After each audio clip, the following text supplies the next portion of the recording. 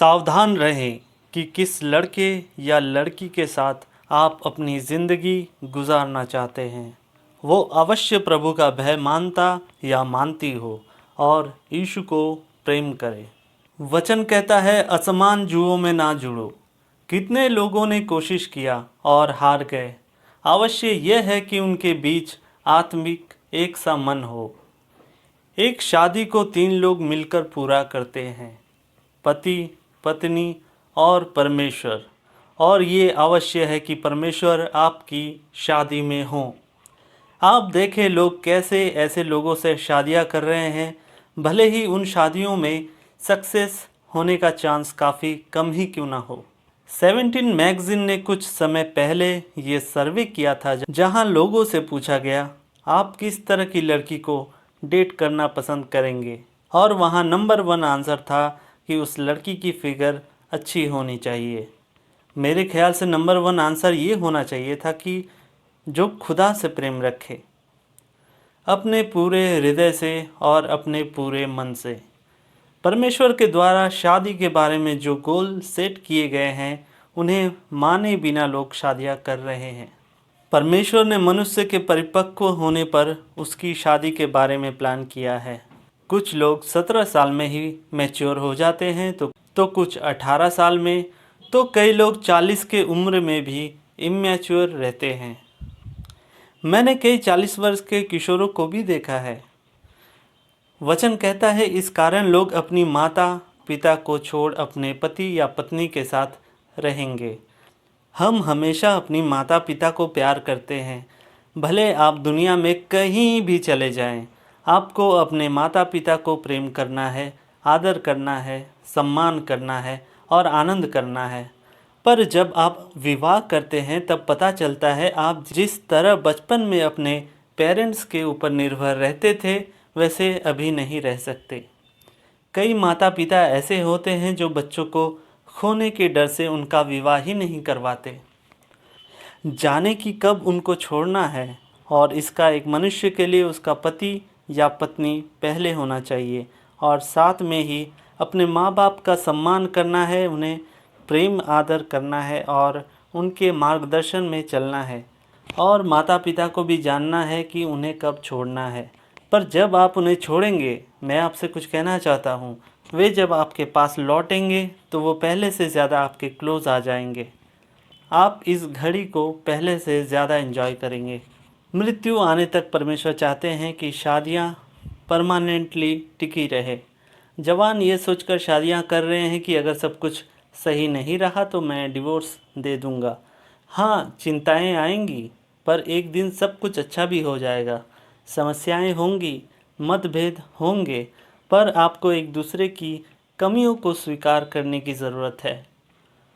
आपकी पत्नी परफेक्ट नहीं है और आपके पति भी परफेक्ट नहीं है। शादी के दूसरे दिन ये पता चल जाएगा। प्रेम का भाव हमेशा एक सा नहीं होगा, पर खुदा के द्वारा बनाए इस रीति में आपको जुड़े रहना है। तब आप एक तन हो जाएंगे। और ऐसा होता है जब लोग एक दूसरे को समझते हों, जानते हों, विश्वास करते हों कि वे मानो देखने में भी एक से लगने लगते हैं।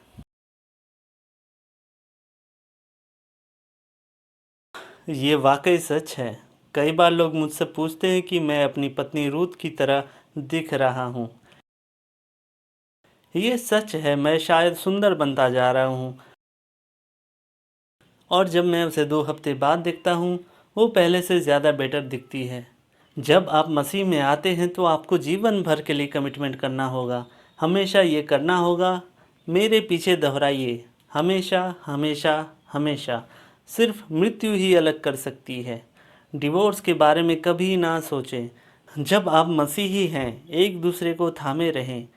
ऐसी कोई समस्या नहीं जो सॉल्व ना हो प्रभु यीशु के द्वारा। खुदा चाहते हैं पत्नी और पति एक दूसरे के लिए वफादार बने रहें।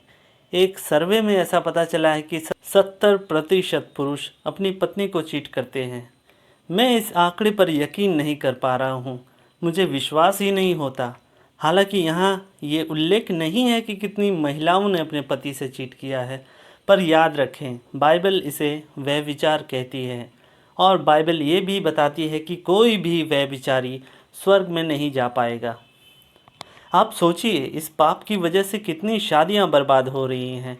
मैं जानता हूँ ये पुराने ज़माने के ख्यालात हैं, पर बाइबल हमें ये बताती है कि खुदा का कलाम कभी कभी नहीं बदलता। आपको लगता है आपके पाप करने की इस लत की वजह से खुदा भी अपने ख्याल बदलेगा? वो कभी नहीं बदलेगा, वो कभी नहीं बदलता है। कल, आज और हमेशा वो एक सा है। याद करें, सदम और गमोरा में होने वाले पाप से खुदा ने जिस तरह से नफ़रत किया, आज के दिन भी वे हमारे पापों से उतनी ही नफ़रत करता है। मैं कई देश भ्रमण करता रहता हूँ। कई देशों में किसी के साथ किए जा रहे अफेयर को शादी के ऊपर छिड़के जाने वाले मसाले की तरह देखा जाता है। ये परमेश्वर के विरुद्ध पाप है। तो आप कहेंगे कि किस प्रकार शादियों को बचाया जा सकता है? फर्स्ट स्टेप, अपने जीवन को प्रभु यीशु को समर्पित करें, उसे अपने जीवन में ग्रहण करें। आप कहेंगे, मैं ऐसा क्या करूं? हम यहाँ सैकड़ों हज़ारों लोगों को देखते हैं जो यीशु को ग्रहण करते हैं, वे अपना मन फिराते हैं। ये पहला स्टेप है। परमेश्वर आपसे प्रेम करते हैं। आप चाहे जितने भी पाप करते हों, परमेश्वर आपको क्षमा करेंगे जब आप उसके पास आएंगे। अपना मन फिराएं।